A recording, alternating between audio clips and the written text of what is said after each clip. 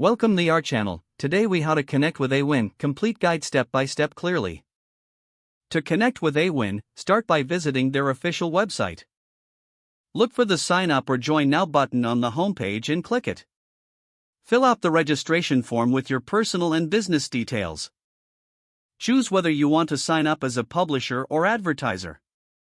If you are an advertiser, you will need to provide information about your program.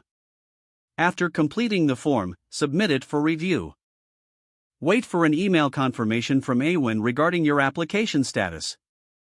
Once approved, log into your Awin account using your credentials.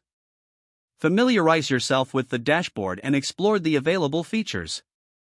If you're a publisher, search for programs that match your niche or interests.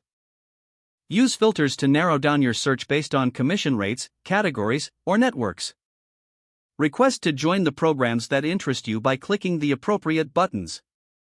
As an advertiser, create your affiliate program details, including commission structures and promotional materials.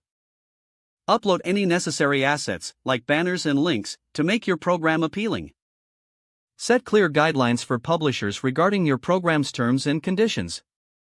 Once your program is live, monitor performance through the Awin dashboard. Review the analytics to understand which publishers are driving traffic and conversions. Adjust your strategies as needed to optimize your program's effectiveness. Engage with your publishers and offer support to foster strong partnerships. Stay updated on any Awin webinars or resources that can enhance your knowledge.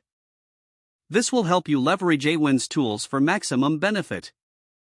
Consistently review and refine your approach based on performance metrics. Utilize Awin's support resources whenever you have questions or need assistance.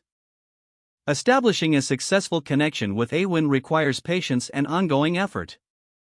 If the page does not load, refresh the browser or try again in a private or incognito window.